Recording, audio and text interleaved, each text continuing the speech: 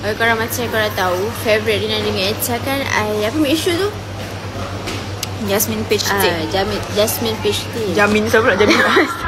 Bila tak ada Mishu, kita orang akan cari jasmine tea peach dekat Tea Life. Okay? Now kita akan rasa ni for the second time. Okay, for the second time. Sebab tak semua outlet boleh buat air jasmine tea peach ni. Okay, now kita akan rasa. And we will choose which one jasmine which one jasmine peach tea is better. Okay?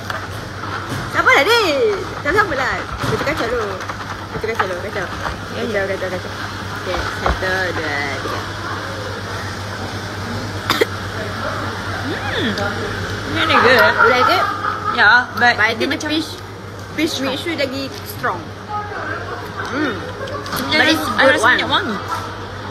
That's from me.